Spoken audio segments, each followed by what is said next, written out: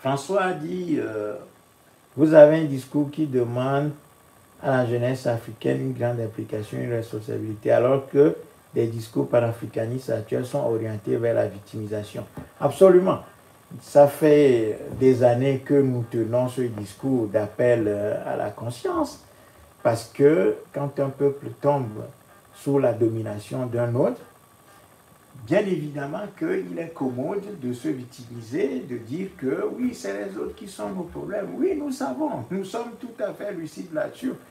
Nous sommes clairement d'accord, le diagnostic est posé. Nous avons posé le diagnostic depuis des années. Nous savons que l'Afrique est dans la colonisation, très clairement. Donc l'Afrique est victime. Mais ce n'est pas parce que l'Afrique est victime qu'elle doit, ou bien que les Africains doivent rester les bras croisés, pleurnichant, et disant matin, midi, soir que c'est les autres le problème. Non, évidemment, le discours du Montra consiste à dire à la jeunesse africaine que si ce sont les autres qui sont le problème, alors c'est nous la solution.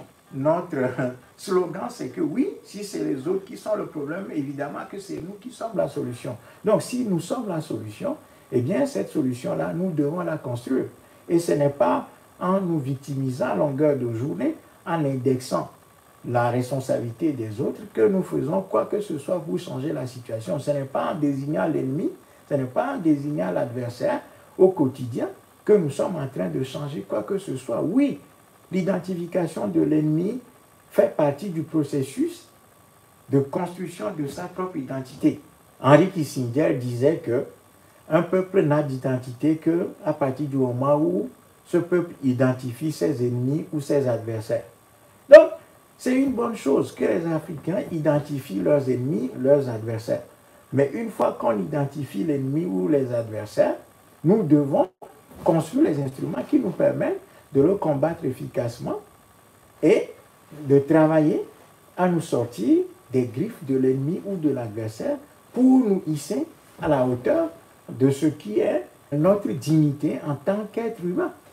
Voyez, donc le rôle que nous avons, ce n'est pas de continuer matin, midi, soir, à maudire l'adversaire, à maudire les autres, à maudire l'ennemi, à le désigner, à le pointant du doigt, en disant oui, c'est vous, c'est la France, c'est la France, c'est la France, c'est les États-Unis, c'est les États-Unis, c'est les États-Unis, c'est l'Angleterre, c'est l'Angleterre, c'est l'Angleterre, c'est tel pays, c'est la Chine, etc., etc. Non, ce n'est pas ça. Notre responsabilité, c'est absolument tout d'abord de comprendre nos problèmes, d'identifier les sources de nos problèmes et les sources de nos problèmes. Ce n'est pas simplement l'étranger, c'est aussi nos propres frères, ceux que l'étranger a placés à la tête du continent africain pour nous dominer, pour nous écraser, pour continuer l'entreprise coloniale de la démolition du continent africain. Mais l'ennemi, c'est aussi nous-mêmes, par nos comportements, par nos attitudes, par nos traîtrises, par nos mensonges, par notre absence de sérieux, par notre refus de prendre nos responsabilités, nous devenons une partie du problème africain. Voyez? Donc, les sources du problème africain sont diverses et variées aujourd'hui. Donc, on peut continuer, si ça nous arrange, on peut continuer à dire que oui, c'est tous les autres, c'est tous les autres. Non, le discours adulte doit dépasser le fait de pointer les autres à longueur de journée comme l'ennemi, comme la source de nos problèmes. Parce que nous-mêmes, nous avons intégré les mécanismes de la domination, nous avons intégré des mécanismes de la colonisation, nous avons intégré la défaite, nous avons intégré la souffrance, nous justifions notre état de faiblesse par différents comportements. Le fait que la jeunesse africaine s'amuse à outrance, mais fait que la jeunesse africaine devient une partie du problème de l'Afrique. Le fait que nous soyons devenus des religieux excessifs, ne jurant que par l'islam et le christianisme et d'autres religions qui prolifèrent en Afrique, nous sommes devenus une partie du problème. Le fait que la jeunesse africaine soit dans le jeu excessif fait que nous devenons une partie du problème nous-mêmes. Le fait que nous refusions de nous organiser, le fait que nous soyons en totale incapacité de nous organiser, fait que nous devenons une partie du problème africain.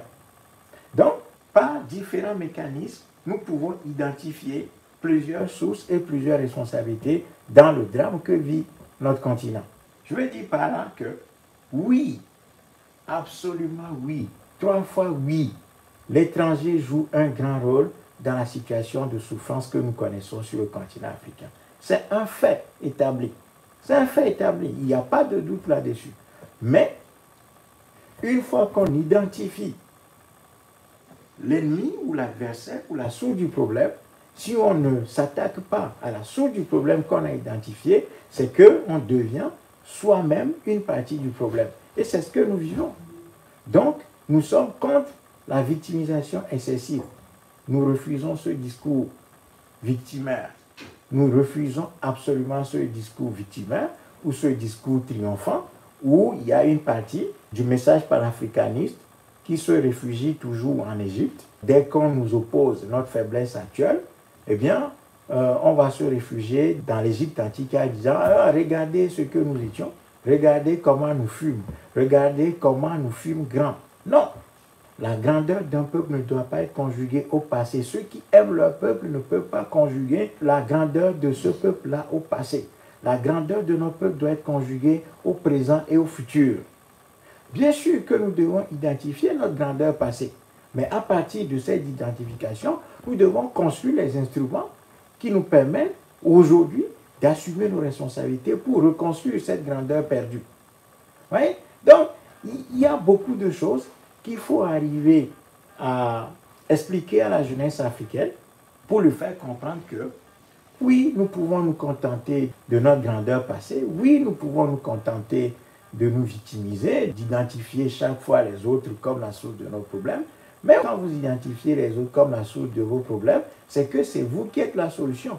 Et si vous êtes la solution, alors que vous ne travaillez pas pour implémenter ces solutions, vous devenez une partie du problème.